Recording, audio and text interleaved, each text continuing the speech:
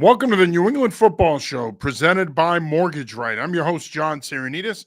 As always, I'm joined by my partner, Kevin Stone. Kevin, how are you this evening? Doing good, man. How are you? Doing all right. It's been quite a busy stretch here for us, and certainly, obviously, we're both up at Gillette yesterday. Busy college and high school weekend as well. And we got another busy weekend coming up. I mean, it's hard to believe that we talked about this yesterday, but you're already going into week six of technically week seven of the high school football season, if you really think about it. So it is. It's crazy to think that we're already approaching the backstretch of the high school season before we get into the playoffs. But before we talk Patriots, college, high school, I do want to remind you that if you are in the market to sell your current home and purchase your next home or purchase your first home or refinance your current home, then you need to give our good friend Herb Devine a call, 781-254-2846. You can also email Herb at herb@mortgageright.com. With 27 years of experience, he has the knowledge and the know-how to get you into the right program for your next move and your next purchase. Refis are now at an all-time high, and if you want to refinance and get into a program that works for you financially, well, then you need to reach out to Herb. Again, you can call him at 781-256-2. I'm sorry, wait, I got that wrong. 781-254-2846. Or you can email him at herb@mortgageright.com. He and his team are available anytime, including nights and weekends. All right, Kevin, obviously, we don't really need to relive the debacle that was the Patriots' 41-21 loss to the Houston Texans. We did that yesterday on the Patriots Pulse postgame show. Some interesting comments, and then, of course, an interesting move made today by the Patriots. Interesting comments this morning by Drake Maye. We've talked about this in recent weeks, but now I think a lot of the other fellow members of the media around here are really starting to talk about this more. And that's the mixed messages that are coming out of Gillette Stadium, in that, Drake Maye saying one thing, Alex Van Pelt is saying something else. Mayo was asked today about Drake Maye's timeline and when did they know that he was ultimately ready to play, and he started talking about the supporting cast and the offensive line. But this seems to, we've talked about this, I feel like, since camp, that this has seemingly been a problem for him, where he's saying one thing, but the messaging isn't as clear when it's coming from someone else. Just some thoughts on Mayo's press conference today and the mixed messaging. Yeah, it's a guy who's never done it before, learning on the fly. Um, we've talked about this, like you said, since camp. He just needs to learn how to deal with the media, and he hasn't done it yet. So there's that. I think this is two things. I think it's one, he wanted May to start from day one. I think it's a better look for him if he did. And I think Alex Van Pelt is coaching for a job next year. I think he knew it going into the season. So, yeah, both guys are going to be kind of defensive of their stance. And look, it should be Mayo's call. I hope this was his call solely. I don't think it was, but um, yeah, it's two guys sort of coming from different directions, and it's not good for the offense right now. But your quarterback bailed you out yesterday by putting up 21 points. Yeah, well, we said this last week that it was never going to be his decision in totality, that the Crafts, Yeah. Elliott Wolf, the front office, they were all going to have a say in this decision and when the time was right. And look, you can argue that, and I know that there's still people out there trying to argue whether or not May should be playing yet or not. But I think after yesterday's performance, I think we could put that conversation to bed. He proved that he's ready to play. And whether or not Mayo wanted him to play from the beginning or not is a whole separate conversation. But I do think it's important that the message is the same, that the message is consistent. And as we've talked about for weeks now with Mayo, it's not. One week he says this, the next week he says that. He needs to be more consistent. The coaching staff, when they meet with the media, they need to be more consistent. It needs to be a group message, not the head coach says one thing and the assistant says something else. It's a bad look. And it's almost JV-ish. It makes the Patriots look like they're a dysfunctional operation where there's no collaboration and no symmetry there. And that needs to change, because the media has picked up on it and is now becoming a talking point that the messaging is very inconsistent on a week-to-week basis. Now, the hope is with May starting now, some of that can come off of Mayo's plate. and he doesn't have to talk about the quarterback situation anymore, provided Maye doesn't get hurt. He doesn't have to talk about that anymore, and perhaps that'll help him send a more direct message rather than saying one thing one week and one thing the next. I also think it's going to help that they're playing in London this week. I think it'll be good for them on Thursday to get out of here, go overseas, go to London, spend next weekend there, get away from the pressure cooker a little bit. Hopefully they get a win and they can come back and the narrative can change a little bit. But certainly getting off to a 1-5 start makes things harder. Of course, the offensive line has been a topic of conversation now all season, continues to be. Patriots releasing Nick Leverett today. Leverett started 2 games after David Andrews. In essence, he came into the San Francisco game. Andrews started that one. Then he started the Miami game. He struggled mightily in both games. He was banged up, but the Patriots made the decision to release him today after the performance of Ben Brown, who they picked up last week off the Las Vegas Raiders practice squad. Were you surprised that they released Leverett? Yeah, I mean, first of all, either Scott Peters is the best offensive line coach, ever since Scarnecchia, or they got lucky with this one because the guy came in on Thursday and he's now your starting center. Yeah, how can you not be surprised when you just lack so much depth at really every position, but especially there? So they're really not in a spot to be able to cut guys. So either someone else is coming or they're taking a risk here. But yeah, very surprising. Yeah, I thought it was surprising because, again, to your point, their lack of depth. They don't have a lot of depth. Leverett has been here since March. Ben Brown comes rolling into town over the weekend. He practices twice, and you make him the starting center, and he played pretty well. But I think the bottom line here is I think Leverett's performance against Miami was so bad that it ultimately cost him his job. Now, did I see this coming? Did I see them releasing him? No, I did not. And I think you bring up an interesting point with Scott Peters. Was it Scott Peters that coached up Ben Brown and got him ready and he played well yesterday and he played relatively well? Or was it that maybe Ben Brown's a pretty good football player and he hasn't gotten that opportunity yet? You hope that's the case. But I think that this was an interesting move nonetheless. You move on from a guy that you invested in the offseason. He was one of your key free agent acquisitions. And then you decide, you know what? He gave up 7 pressures against Miami. Then he was banged up. It's time to move on. It doesn't really make sense. You'd have to think, to your point, Kevin, that there's got to be another move coming here, that they've got to be making another move, because otherwise they wouldn't release an interior offensive lineman when you're already thin there. They still have Zach Thomas, who struggled mightily at left tackle yesterday after Vidarian Lowe got hurt, and you have Trey Jacobs on the right side, who struggled with Will Anderson. Will Anderson, of course, had 3 sacks yesterday. But this is a group that continues to struggle. They struggled yesterday. Drake Maye took a beating. I mean, he looked sore after the game yesterday, if you can identify what that looks like.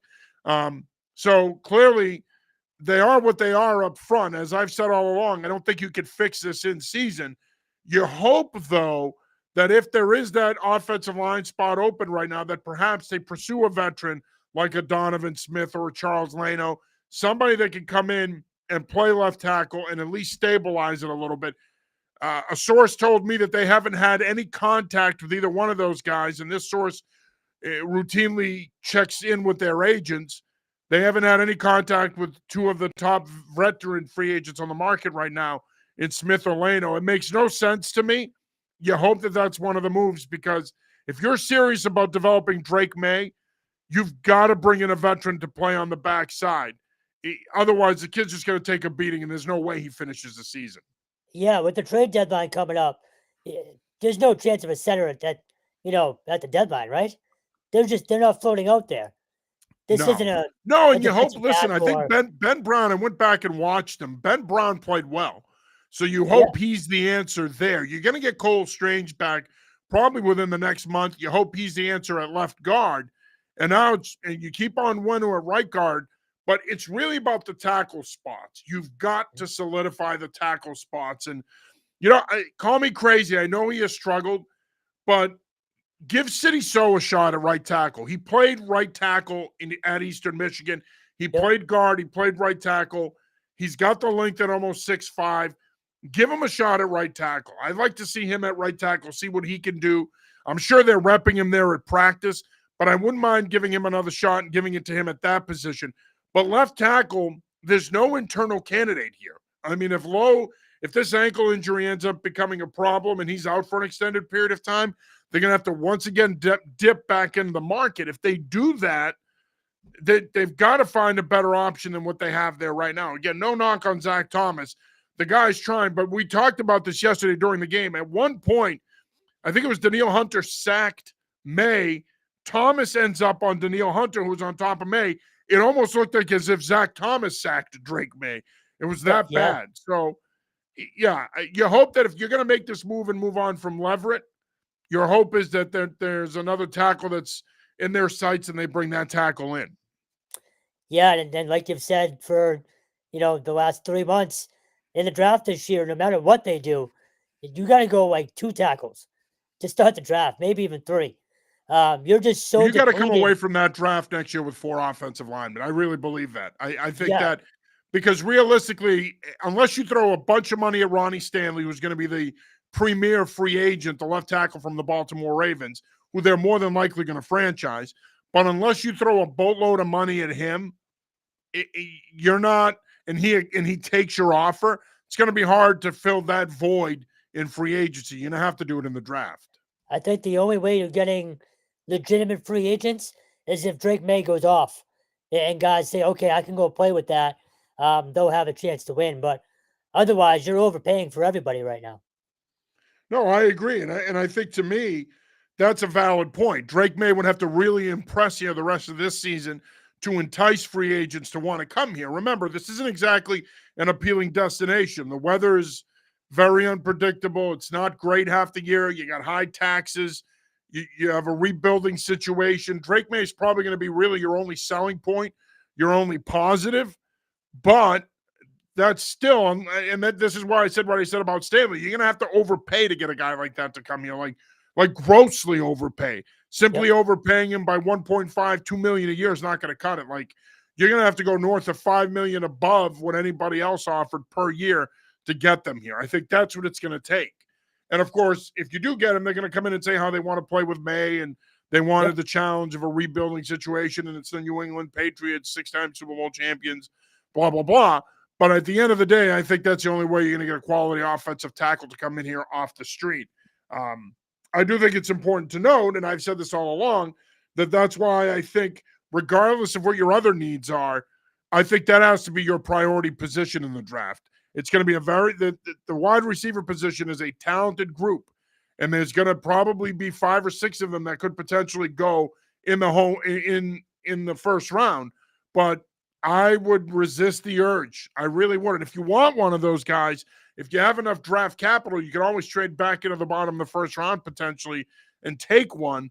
But I do think your priority has to be offensive tackle. We saw yesterday what Drake Maye can do with limited protection. Imagine how much better he would be if your pass protection was more consistent. I mean, the kid made plays yesterday with not a lot of help up front. Yeah, look, if you do have 1 or 2 overall, I was team trade down last year. I think they should have done it to go get Joe Alt and a receiver. So, if anything, I'd like to see them trade down this year. Go get, a Godfather offer of some kind if you have number 1.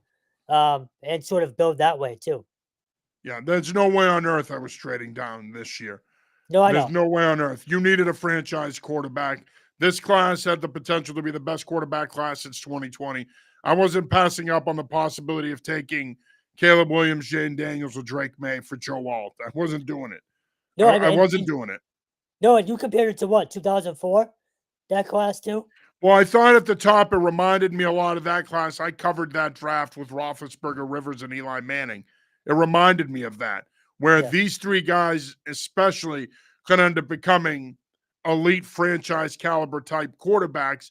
The verdict is still out on Michael Penix. We're not really going to see what he can do for another couple of years. You got Bo Nix, who's been pretty good at times, but he's also been inconsistent. Spencer Rattler got a start yesterday.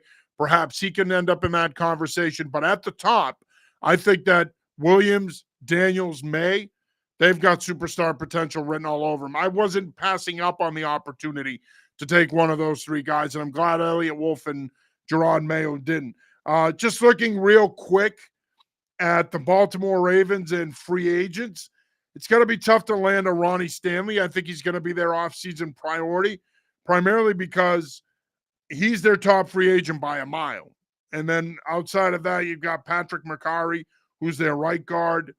I mean, after that, there's really no free agent that they have that is going to take priority over Ronnie Stanley. So Ronnie Stanley's going to be the top free agent tackle on the board come next spring, but I don't think he's going to be available. I think Baltimore either franchises him and extends him at a later time, or they just flat out extend him. Now, keep in mind, they did pay Lamar Jackson. They're going to have to pay Zay Flowers here in the next couple of years.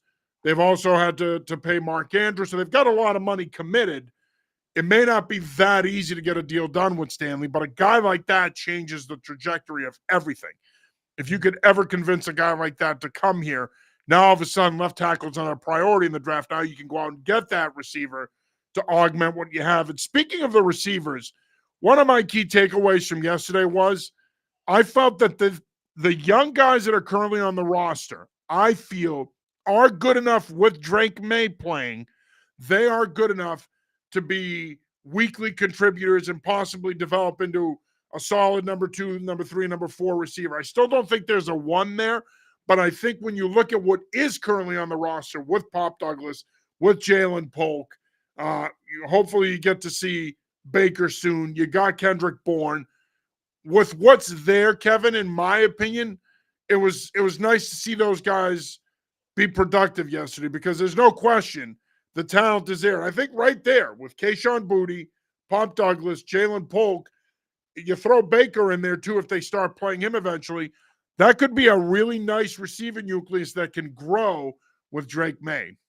Yeah, I mean, you had 2 healthy scratches at that position yesterday when people don't think you can afford to. So clearly they feel the same way. Boutte's been a nice surprise, really, since training camp. Like the first couple of The days. talent has always been there with him. That's why I'm Yeah. glad they didn't give up on him this offseason. Yeah, I mean, what was it, day? The first time we really saw them for like a first full week, about a week in, Drake Maye and Boutte had chemistry right away. He dropped a couple dimes in the corner of the end zone right in front of us. I'll never forget it. So he's been nice to see. Tyquan Thornton, you cut, and there's reports of you shopping him. So you got to assume he's out of the picture now. These guys are going to have to be who you rely on, and it's nice to see Drake had that early connection with the Pop as well. Yeah. Well, Pop to me is the key in all this because he's the closest thing that you have to Danny Amendola, Julian Edelman, that old Wes Welker, that old slot receiver that can be a factor in the middle of the field. That's a terrific route runner and can create some separation after the catch. Pop can do that. You saw it yesterday on his 35-yard touchdown reception. And I think that's where a quarterback matters, right? As much as football is the ultimate team sport, like any other sport, individual play still matters. And that's why the quarterback is the most important positional player in all of sports, because when you have one, it makes a world of difference and it masks a lot of problems. And Drake Maye simply being inserted into the starting lineup, all of a sudden now the stock is up on this receiving core. All of a sudden now you don't have to go out and take a Luther Burden or a Travis Hunter or a Tetratrol McMillan. You don't have to take one of those guys now. You can take an offensive lineman and feel pretty good about it. I don't think the Patriots are done fortifying that receiver room. I think that they're going to add there, both in free agency and the draft next year. But make no mistake about it, I think what you have there, especially with those 3 guys, with Polk, Douglas, Boutte, you hope, again, like I said earlier, Baker comes along and ends up in the mix. What you have, at least with those 3, though, is a nice little nucleus that you can add to. And you would have to think that at some point this season, Baker's going to get his opportunity. It'd be nice to see what he can do because he has that game breaker, big play capability that they're lacking right now. But as you saw yesterday, Kevin, once you get into plus territory, all those guys have the potential to be game breakers, specifically Boutte and Douglas. So we shall see. Sunday, of course, the Patriots are going to be playing the Jacksonville Jaguars in London, 9:30 a.m. kickoff for that one. The team is leaving Thursday night to go overseas. Look, Jacksonville has struggled mightily. There's questions about Doug Peterson's job security. on paper, Jacksonville's a really talented team, and they've been one of the surprise busts this season. But on paper, when you look at the way they played this season, this is a winnable game for the Patriots, right? I mean, is it conceivable that they can go over there and beat Jacksonville and pick up their second win? Look, on our post-game show yesterday, I said it's almost must-win for them. And I know they're professionals, and we've talked about this a bunch, but at some point, just for team morale, you need a win. Especially with a lot of the off-the-field crap that's going on as well. Coaches sort of bickering through the media, although I guess it's not really that yet. But the Peppers thing, you have multiple injuries to key guys, including leaders. You just need a win right now against a really bad Jaguars team. So I expect them to win. But I found it interesting when I talked to Tavai, in the locker room after the game yesterday. I asked him, I said, this isn't a normal road trip. Like going to another country on a short week for you, travel wise, it sort of takes a different kind of focus. You have to immediately eliminate yesterday. And I asked him, can this, kind of galvanize a team? Flat out, he said, it doesn't matter. We need to act like professionals, was his quote. So I'm curious to see how they treat this week with the coaching staff sort of, uncertain of each other. Mayo yesterday after the game said, we let them down. We let Drake Maye down. I've never heard a head coach say that. So it's as close to But must that win, goes back to what we opened the show with, which 100%. is the mixed messaging. 1 minute he says this, the next minute he says that. And at some point, that's going to come back to bite him in the ass.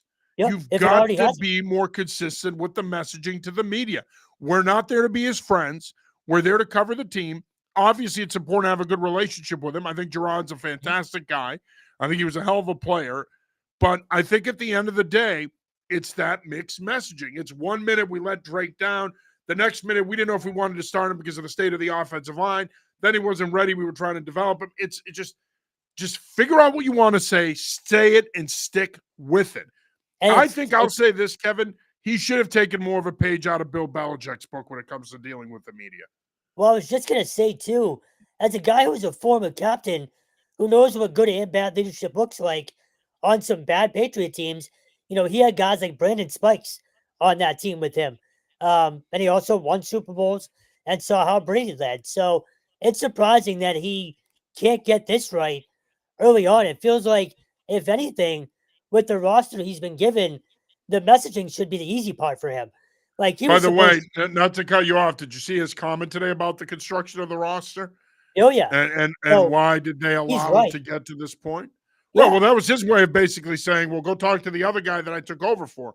He's the one that Right. constructed most of it. Although I will say, there's a lot of people in the media around here today that also said, well, Elliot Wolf has to share in some of the blame here. I don't know how much you put on him. I understand that they didn't do enough this offseason, but I don't know how much of the current construction of this roster, specifically the state of the offensive line, I'm not sure that you put that much of it on him. They did No. take two offensive linemen. They took Wallace, Yep. they took Robinson. So they did try to address it, but I don't know how much of the overall state of the roster falls on Elliott Wolf. No, a lot of the scenario that they're in right now is still on Bill Belichick. He drove this thing into the ground the last 2 years. There's Yeah. no other way to put it. Yep. No, absolutely. And, you mentioned Tavai and the defense. They got to play much better. There's too much talent there. I mean, they did a good job in the first half yesterday holding this vaunted Houston offense to 14 points. But then you give up 27 points in the second half, and they got run out of the joint. They've got to play better. And I'll say this, and I said this on the postgame show yesterday, they're out of gas. They're out of gas, Oh, yeah. plain and simple. The fact that they've been on the field so much the past month, it's finally caught up to them, and it shows in their performance. And I hate to say it, this is who they could be on defense the rest of the year because they've spent so much time on the field. The offense needs to possess the ball more and string together some 2, 3, 4, 5, 6-minute drives, 7-minute drives, because if they don't do that, this defense rather is just going to continue to struggle because, again, they've played so much so far. They've got to play less if they are going to be more effective. Yeah, and the other thing Tavai said yesterday, which was interesting, they had some terrible field position to deal with a Oh, bunch yeah. yesterday. Yeah. You had the turnovers. So that wasn't fair to them. But he said, it doesn't matter. He said we have to hold them to field goals. They gave up 5 touchdowns yesterday. So that was the most alarming part about the whole thing. But I give him credit for acknowledging, look, it's a rookie quarterback. It doesn't matter what position we're in. We need to be better. So you hope it is against a bad Jaguars team. Yeah. But again, the thing with Jacksonville that I think is hard to figure out is they're pretty good on paper. There's a lot of talent on that roster, and they fortified the roster this offseason. They shouldn't be nearly as bad as they are. On paper, they're a better team than the Patriots, talent-wise. If they come to play and play up to their talent on Sunday, they should win by 10 to 14 points. But they haven't done it yet this year. They haven't been able to put it together in the past 5 weeks for a quarter. They got blown out by Chicago yesterday. If they could figure it out and put it together, then yeah, I think that they should beat the Patriots. But if they don't, and they play as sloppy as they did yesterday, if the Patriots can execute early, then I think they have a pretty good shot of winning the game. You are watching / listening to the New England Football Show presented by Mortgage Right. I'm your host, John Saranides. As always, I'm joined by my partner, Kevin Stone. Let's shift gears here and talk a little bit of college football. Okay. Okay. I don't know where you were waiting. That's new. Well, no, it's not that it's new. I didn't do the read. That's what threw me off. But before we do talk college football, I do want to remind you that if you are in the market to purchase your next home, purchase your first home, or refinance, give our good friend Herb Devine a call, 781-254-2846. Or you can shoot him an email at herb@Mortgage Right. He and his team are available anytime, including nights and weekends. Man, if you thought the Patriots defense was off their game yesterday, I'm right there with them. Let's talk some college football. Obviously, Boston College, UConn had bye weeks. They did not play this past week. They returned to action this week. Boston College is in Blacksburg, Virginia on Thursday night to take on Virginia Tech. UConn will be hosting Wake Forest on Saturday at the Rent. You were up at Boston College today. Bill O'Brien spoke after practice. Tommy C spoke after practice. What were some of the highlights of what they had to say? And do you get the sense that this team is ready to put that bad Virginia loss behind them and move on and try to get a win down in Blacksburg? Yeah, most importantly, I think they're healthy. Now, dumb of me, I didn't notice whether Amari Jackson practiced today or not after he kind of, got banged up. So it's still kind of efforting to find out more about him. But Kyle Robichaux looked good, looked healthy. You need him because they've abandoned the run in the games that they've lost this year. The games against Missouri and Virginia, they dominated early on. It was 14-0 or 14-3 in both games, or one of the games, but it was 14-something in each game. And it's because of the running game. And Kai's a big part of that. So they need him back in a big way. Tommy looked good, looks healthy. He looks fine. The one thing I found interesting that he said today, and he talked about, why he's not running the ball more. He said he's wanting to show that he's, becoming an actual quarterback. A kid who can read the defenses, who can make throws. Now, we can argue whether he's done that or not, because I don't really think he has. But there's been an emphasis this year. And, John, you saw it in training camp early on, just like I did. They've kept him in the pocket. They're trying to make him a pocket passer, and it's not his game. As someone who is vertically challenged, I know Tommy, his height is not going to help him in the pocket. You see batted balls with him a ton of times. One of them turned into an interception against Virginia. So ideally, you hope the bye week, they sort of self-assessed enough to realize he's got to run the ball more. Now, if you don't want to have more design runs for him and keep him healthier, I get it. But let him take off. Don't force him to sit back there, make 3, 4 reads, 1, 2, and if he doesn't see it, let him go. It's what he's good at. He said today, I don't feel as explosive. That's a problem. He's an explosive player. That's why he exploded, pun intended, on the map last year. So I hope that's coming this week and moving forward. Receivers had a good day today. Balls didn't really hit the ground. They need to be better. Tight ends need to be better. The offense overall needs to be better. And the defense just sort of needs to keep doing what it's doing. But they look good. They look refreshed and ready to go. I don't know if they're going to win Thursday night.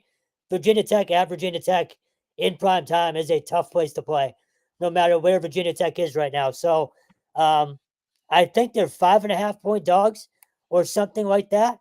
And they should be until they prove that they can go beat a good team on the road. Florida State, as we've now seen, is not a good team. So this is where you find out if this is the classic 6-6, 7-4, or 7-5 season, or if this is an 8-win team. This stretch coming up here, and it feels like they know it.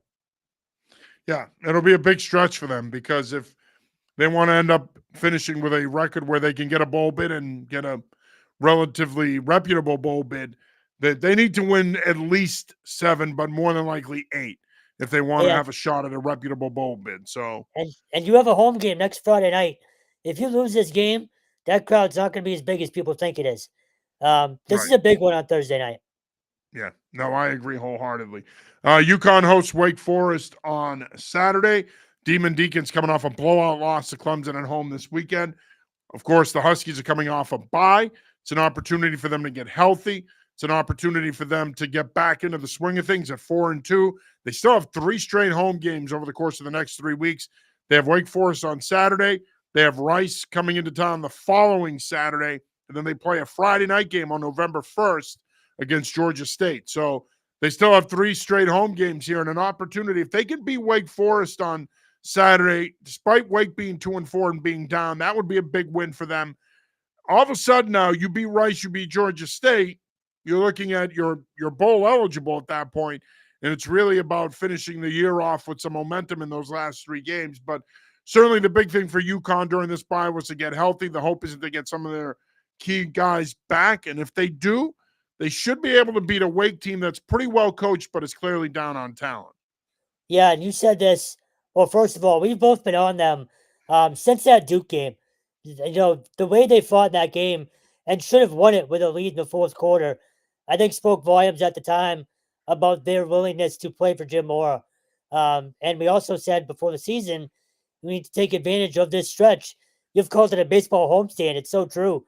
They're not leaving till November 9th. Like, that's so hard to wrap my head around just how long they're at home. It's wild, but, they're 4-0 at the rent so far, 3-0 during the stretch, and if you can take advantage, I've said 8 wins at least is on the table for a few weeks now. They're as good as any team we cover, locally in New England. So, arguably the best story in this area right now is UConn. Their depth has proven to be the difference. I mean, Nick Evers gets hurt.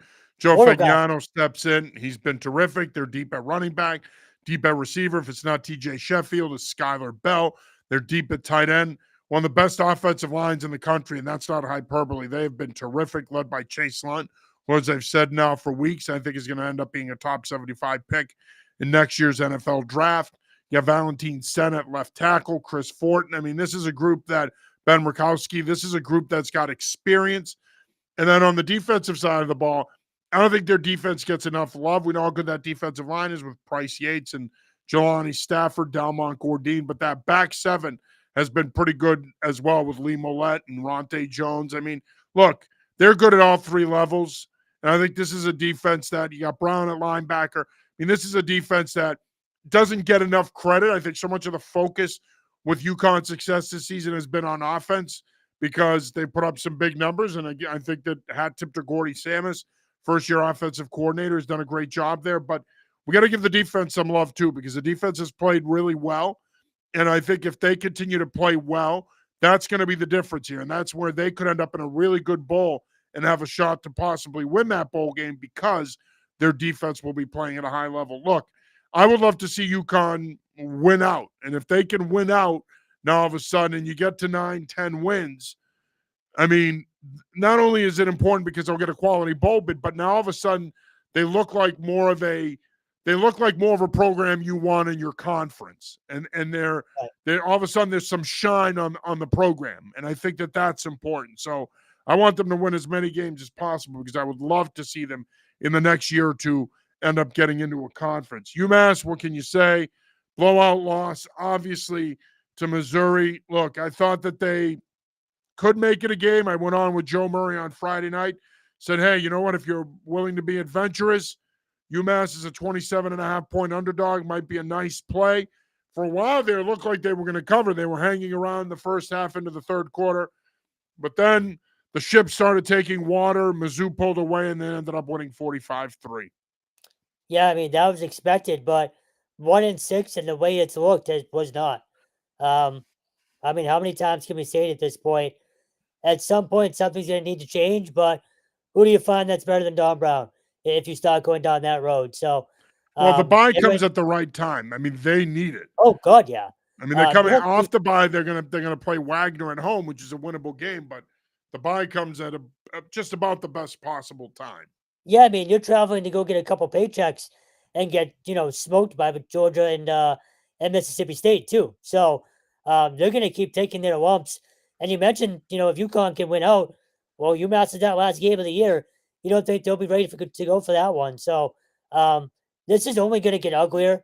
I think this season. I think you're looking at a 1, maybe 2 win team at this point. And we started having the conversation.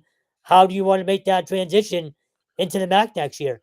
Do you want a clean slate, or is Don Brown willing to make that move with you? So it's another tough spot for them, as Yeah, usual. I again, and I've said this, and I'll continue to say it. I'm not going to speculate about Coach Brown's job status. I think that that's silly. I don't think. I mean, to me, I don't know how much of this you put on him. He's doing the best he can. I don't. I think And the so, staff's doing the best they can. I think ultimately what it comes out, I'm not making excuses for him, but you mhm. just said it yourself. Let's be realistic here. Who are they going to hire that's better than Don Brown? I think Don is committed to seeing this through. I think Don knew that it would be tough. I know that a lot of the UMass fan base has become a little disillusioned with the Don Brown experience. But I think at the end of the day, I don't think it's fair to speculate about his job status or what he's going to do because we don't know what he's going to do. I No, think and at the end of the day, what it comes down to is you're moving into the MAC, man. They're not moving into the SEC. With all due respect, they're not moving into the Big Ten. They're moving into the MAC. I mean, it's not that big of a move. I mean, they've been playing predominantly a MAC schedule the last couple of years. What matters now is, if anything, it'll be easier to sell the program because you're in a conference. But the bottom line is, I don't see how you're any better if you decide to make this move next year into the MAC with someone other than Don Brown. I still think Don Brown's a selling point in recruiting. so look, I agree. I want to clarify. I don't think UMass is going to move on from him. I think he might just be fed up. Not fed up is the wrong word, but disenchanted with the whole thing at this point. And so I want to make sure that's I'm clear on that. I'm not speculating whether UMass would move on. They would be dumb to. I'd be surprised if Don wanted to continue in this fashion. But going to the MAC, you're right. It's an opportunity to further sell the program in a different way. So who knows? But no, I want to just clarify that. I don't think UMass would ever move on from him. I think it's his job until he wants to leave. Right. Well, they come back on the 26th of October to take on Wagner. They then travel down to Starkville, Mississippi to take on Mississippi State on November 2nd. Then they have a bye again, week 11, before they come back home to take on a very good Liberty team. Jamie Chadwell's done a great job there. Then they hit the road on November 23rd to take on Georgia. Then they come back home to wrap up the regular season Thanksgiving weekend against UConn in the rivalry game. So, there's a lot that could be at stake in that game too, where UConn could be already in bowl. They could already be bowl eligible, but that win could be the difference between a bigger payday or not in a more higher profile bowl. So you hope that the Minutemen turn it around. There's still enough games left where they could salvage this season and finish strong. But again, to your point, you got to go to Mississippi State. You got to play Liberty at home. You got to play Georgia. It's going to be hard. It's hard for me to envision them doing better than 3-9 at this point. And Yep. realistically, 2-10 is a strong possibility depending on what happens in that UConn game. But I mean, again, I think it is what it is. I think it's not. I know that the UMass faithful are passionate and they love their institution, and I respect the hell out of that. I think it's awesome, and I think that They're the we're best fan base in fortunate the to cover UMass because that fan base is rabid and their passion is abundantly obvious. But you got to be realistic about the situation here too. Not for nothing, Kevin. I think it looked pretty stupid to me on Saturday seeing Missouri in town. I think if you're them, when you get off the bus there, you're thinking to yourself, what are we doing here? I didn't sign up for this in Missouri. I signed up to play in the SEC. I signed up to play in big SEC games. So kudos to Missouri for being willing to come out here and play the game. But I just, to me, I mean, again, what are you thinking? I get the payday aspect of it, but this is another problem with this program. And this is where I think the MAC is a game changer for them. You got to stop scheduling these money games. I mean, I get if you play one, maybe even two a year, but to be playing 3 of them a season, I mean, it's hard to build a program when you're doing that. Yeah. So first of all, they're the best fan base in New England by far. I mean, we can attest just by I numbers don't on know. the site. UConn might have something UConn's to say about close, but it's those two. So to your point, I credit the UMass fans for how passionate they are when that. their Oh, team has I been love it. I terrible think it's for fantastic. for over a decade. Um, I just lost my train of thought on the other thing. Oh, the MAC. Ultimately, look, we talk about the money games. We talk about the money games are good for national exposure and recruiting. That only works when you're not losing 45-3. So Right. you're right. You Doesn't can't help keep you in either. Doesn't help correct. you in either category if you're getting your ass kicked. Right, exactly. And of course, URI picked up a big win on Saturday, 31-21 over Brown to win the annual Governor's Cup game. They are able to keep the Governor's Trophy. They're also now ranked in the top 20. And look, when you look at this URI program, man, I said this yesterday to Nick Coit from ABC6, and I'm going to stand by it. They're off to an impressive start, but I got to tell you, man, I feel like Jim Fleming the last few years has had more talented teams. I'm not knocking this team, but I think it speaks to how good a start this team is truly having. They're now 5-1, huge game on Saturday when they go up to Durham to visit UNH in a game that I think is a make or break game for both teams, not only in the CAA, but in terms of possibly getting an at-large playoff bid. But nonetheless, huge win for URI. They retained the Governor's Cup. They improved to 5-1. This team has got a lot of momentum right now. We've talked a lot about them not being able to close out games or come from behind. And at the end of November, we always look and say, that was the one. That was the one that kept them out of the playoffs. They've won all those games now. The Brown win was nice. It was 6 straight in the Governor's Cup, but the more impressive ones are the come from behind wins. The ones when they have no business winning and find a way. They're 5-1 right now, ranked 17th. But impressively, Jim Fleming has acknowledged several times now, our problem the last few years is looking too far ahead. Is saying, hey, look, we have a shot at the playoffs instead of just looking week to week. So that's more of a focus this year. I'm impressed that he's, willing to acknowledge that, they're using the past as motivation. They haven't been in the playoffs in 39 years, but this is the type of season that playoff teams have. These types of special seasons with these special wins, but they have not won at UNH since 2000. It's 24 years ago. 0-10 in their last 10 games up there. So this is another what are we type of spot. You know what I mean? This is a huge, it's not a season defining game, but the CAA is top heavy again. You got Delaware, you got Richmond, and you have Villanova, along with UNH all up there with URI. So you can't overstate how big this game is for them this weekend. But so far, man, they've been so impressive. Yeah, they have. Absolutely. And again, as you mentioned, they haven't won up there in a long time. So if they go up there and win up there, then now you're starting to get Team of Destiny vibes. UNH, of course, coming off a big win over Elon to get back on track. Maine loses to Delaware in a tough one. Bryant gets off to a good start against Albany. Our Adam Kirkshin was there for that one. And then they fall apart in the second half, for lack of a better term, and ended up losing to Albany 24-17 in a game that they very easily could have won. Tough loss, bad taste in your mouth after beating Brown a week earlier. I mean, you hope that Chris Merritt's program can use it as a building block and put together a winning streak. They had the Monmouth this weekend for the Bulldogs. Maine hosts Villanova on Saturday, and as I mentioned, URI and UNH on Saturday at 1. Alan Lessos from UNH Insider will be covering that game for us, so should be pretty good. Ivy League, what can you say about Dartmouth, man? Big Green improved to 4-0 with a stunning come-from-behind win over Yale. Yale at one point was up 30-7 in this game. Dartmouth comes from behind and wins it. I mean, Sammy McCorkle and this staff have done a tremendous job. And, and I said this to somebody yesterday at the Patriots. They asked me what I thought of the Ivy League this year. And I said it's interesting because I think Dartmouth, after Saturday, Dartmouth is the team to beat. And I think in a lot of ways, Kevin, they're the team to beat for one reason and one reason only.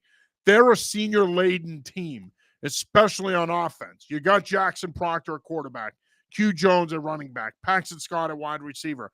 This is a team that has a lot of experience. They have a lot of guys on this roster that have played in a lot of big games the last couple of years. And that experience paid dividends on Saturday against a younger Yale team, and they were able to come from behind and pick up a big win. This is a program-defining win for this program, and they have a pretty good shot now at going 5-0. They host Central Connecticut State on Saturday. As we know, CCSU has been a thorn in a lot of people's sides this season. They come in at 3-3.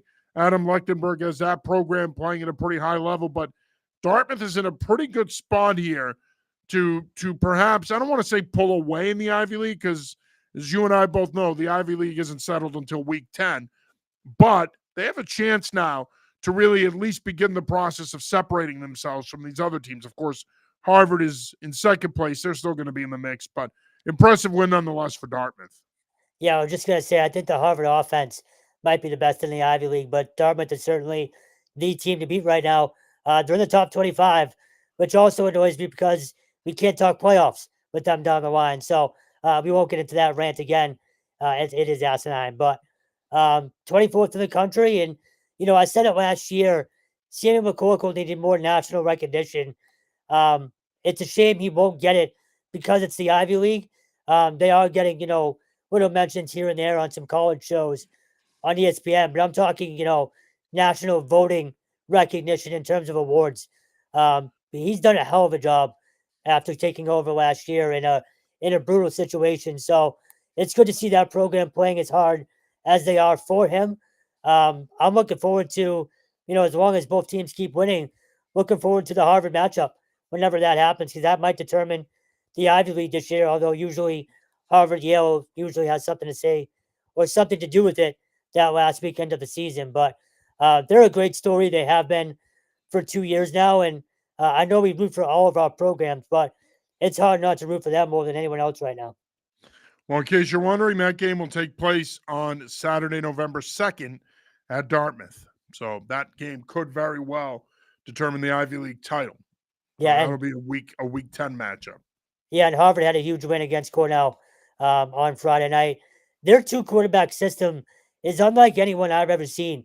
And John, I'm sure you've heard the cliche over your God knows how many years of football. But if you have two quarterbacks, you have none. They have two quarterbacks. Jaden Craig is interesting, right? No, go ahead. No, I was just gonna say Jaden Craig is one of the more elite passers in the league right now. It's especially with deep balls. And Cooper Marquette and Scott Woods on the outside. They're two of the best receivers, if not the best receivers in the Ivy League. Their offense is elite, but man, they have two quarterbacks. The way they're using Charles DePrima, it depends on the game. He's not just a red zone package guy.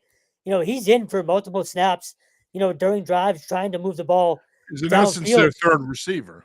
Yeah, it's insane. So Andrew Alec has done a hell of a job, coming in so far and using the skill guys that he has, but also getting both quarterbacks to buy in to that two quarterback system and sort of be ego-less and do it first for the team. Yeah, and just quickly continuing our trip around New England, Holy Cross, you were there, picks up a big win over Fordham. Wasn't pretty, but a win is a win. Real quick, what were you going to say about the quarterbacks from Harvard? Well, no, I mean, I love the way they're using Charles DePrima. I mean, they're using him as an athlete. He's playing in the slot. They're using him in the passing game. They're using him on jet sweeps. They're using him in direct snap stuff. I mean, they're doing different things with him. And look, you know what you have in Jaden Craig? He's a good athlete. He's more of the pocket guy, but DePrima is going to be an X factor for them. Again, like I said, he's a guy that's kind of a jack of all trades in that system, and he's proven to pay dividends so far. Yeah, he's like a Taysom Hill, it feels like to me a little bit. Yeah, no, I think that's a great comp. As far as Holy Cross, look, good teams find a way to win when they're not at their best. Fordham came in 0-6. It was 6-3 at halftime. Joe Pazanski, a week after going off against Colgate, had arguably his worst game as a college quarterback. Obviously, didn't play much the last 3 years behind Sluka, but look, you find a way to win. You're 2-0 in the league. That Patriot League is wide ass open this year. There is no elite team by any means. It's going to come down to Holy Cross and maybe Lafayette again. So, again, you find a way to win. It's not pretty. The defense is still, it's questionable. Fordham had some big plays, especially deep shots. So I'm curious to see what Harvard does against that Holy Cross defense because Harvard has been pushing the ball downfield a ton. But Dan Curran, you know, for the bad start he had, you're 3-4, and you're right there in the Patriot League. So to his credit, guys are buying into the new message, and I think they're going to be right there, competing for another league title. Well, and of course they have Harvard this week on Saturday in a game that you're going to be at. Game Yeah, I that's a can't big wait. game for both of them, and Yep, we'll see. Look, Holy Cross has had success against Harvard in recent years, but it's a different this team is a now. game that both programs need. Harvard needs to keep the momentum going, and if you're Holy Cross, I mean, if they were to win that game, that's a big feather in their cap. Just wrapping up our visit around New England from the weekend that was in Division I college football. Um, let's see. I just lost my train of thought. But Merrimack, Merrimack yeah, beat Morgan State in a big win for Coach Genetti's squad. They get back on track. Sacred Heart lost to Howard in a game that they were winning at one point. Stonehill losing down at LIU. As I mentioned, CCSU beats Mercyhurst, and they go into their game against Dartmouth this week at 3-3. So plenty of action again. We'll have our top 16 poll out tomorrow, but looking forward to another great weekend of college action here in the Division I ranks in New England. yeah. I mean, again, we talk about the Ivy League. You said, what does someone think?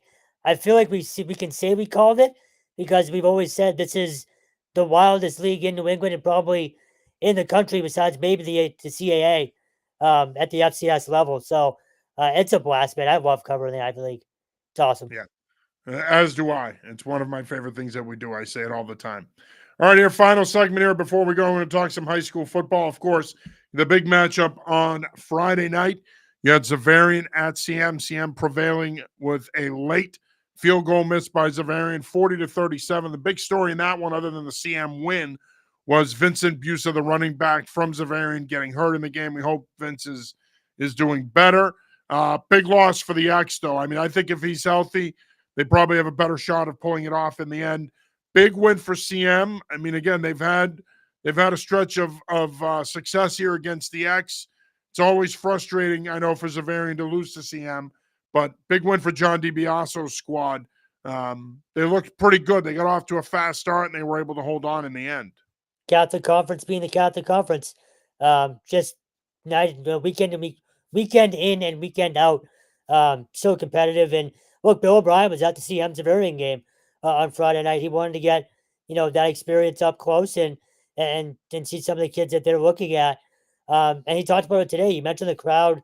He mentioned the Catholic Conference again, just sort of as an elite showcase. Think of the ISL and the NEPSAC as sort of the most elite showcase for New England. The Catholic Conference is right there. Yes, there are some very good public schools as well, but if you're looking for the best of the best every weekend, it's the Catholic Conference. And CM, it feels like they're not the same CM as years past.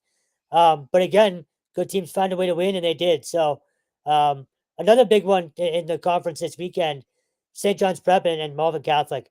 And Xaverian has to bounce right back and play BC High. Yeah, So, well, I mean, Xaverian, you're right. BC High beat Malden Catholic last yeah, weekend. Of course, the Prep beating St. John's Shrewsbury on Saturday. So those are two big games coming up. I mean, Xaverian, you don't have much time to lick your wounds here. You're playing a much improved BC High team that looks like they're heading in the right direction under Paul Zakauskas. yeah, and before the Prep Malvern Catholic game, Bill O'Brien's actually going into the Athletic Hall of Fame. There's a story up at anyfootballjournal.com.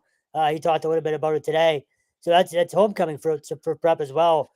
Malvern Catholic, they've been maybe one of the biggest surprises in the state this year, just given how it's looked especially last year. So Catholic Conference is doing its thing again this year too. Yeah, absolutely. Some other scores from around the area. Situate with a big 52-0 win over Hanover. Bishop Hendricken comes up from Rhode Island and wins a really tight game against Barnstable. Big win for the Hawks. LaSalle will come up and take on Barnstable in a couple weeks there. Also in New Hampshire, you had Pinkerton and Bedford. Bedford trailed for most of the game, but they came back in the fourth quarter to pick up a big 28-25 win. The Bulldogs now appear to be the front runner once again to win another D1 title in the Granite State. That would be their third in a row. And of course, what a weekend for the ISL on Friday. You were at Belmont Hill, BB&N. Man, BB&N looks impressive with Damon Taylor and Bo McCormick, of course, that high-powered offense. And then what can you say about Jeff Moore's Tabor Academy squad winning on a last-second Hail Mary against St. Seb's 40-34 in a wild one, a great game. It was a great weekend for ISL action all around. So having said what I just said about the Catholic Conference, the ISL is still the elite of the elite in New England. So unreal, ending for Tabor and Sebs. You feel it for Sebs, but they're going to make, life hard on everyone the rest of the year. BB&N has Sebs this weekend. Don't be surprised if Sebs not only makes that a game, but pulls off an upset. It's just how it goes. The ISL is the Ivy League, for high school ball in Massachusetts. And then, yeah, man, BB&N, Bo McCormick as advertised, 35 carries, 321 yards. You cannot tackle him up high. Have to go well on him, or he's running either through you or over you. And Damon Taylor, I noticed him warm-ups. It's the first time I've ever really kind of watched him play up close. You always, you go to games and you can see the D1 talent, right away. Obviously, you know what I'm talking about. The kid looks like a D1 player, whether it's FBS or FCS. It doesn't matter. He just looks like that kind of kid compared to everyone else on the field, as did Bo. So BB&N is for real. It's going to come down to them and Tabor in a few weeks, unless Sebs can pull off an upset or someone can knock off Tabor. But yeah, you said it. Hell of a weekend for that league. Yeah, and of course, another big matchup this past weekend was Dexter Southfield at St. Paul's. St. Paul's holding on for a 13-12 win in a great, great game between two of the top teams in the Evergreen. I mean, again, ISL football is fantastic. NEPSAC football is fantastic. We love covering it, and we look forward to getting to many more games this season. All right, Stone, let's put a bow on this thing. Any final thoughts here before we wrap it up? Nope, same as usual. Appreciate the coverage. Appreciate the support. Grab a subscription or a hat, t-shirt. Any way you can support us, please do so. And we will be out everywhere this weekend. I think we're at a total of 16 games. So no one's doing what we're doing. And again, we appreciate the support. Yeah, and the subscription goes a long way in helping us because, look, we emphasize game coverage. That's a big thing for us. Our game coverage is what we really put our time and our resources into. So it's more than for us than just going to one or two games or slapping up a scoreboard or tweeting out a scoreboard. We know you have other options out there where you can get those things, but for us, it's about game coverage. It's about covering the game of football at all three levels from a different angle, and we appreciate the support. Like Kevin said, go over to anyfootballjournal.com. Subscribe, $2.99 a month. I mean, you can't beat that. $36 a year for some of the best football coverage in the area. If you can't afford a subscription, you can support us if you go to our team shop. You can buy a visor, a hat, t-shirt, sweatshirt, pullover. We got some nice gear there. As you can see here, solid, great colors. You can wear them casually, or you can also wear them on a nice night out. So, nice night out in town, I should say. So, Christmas. Go ahead. Don't say Christmas is coming up. Get your shopping done easily. Yeah, exactly. So, any support you give us, we'd greatly appreciate. It goes back into the product, and we can continue to try to produce the content we're producing. All right, that'll do it for this week's episode of the New England Football Show. For Kevin Stone, I'm John Serenitas. Till next week, peace. See ya.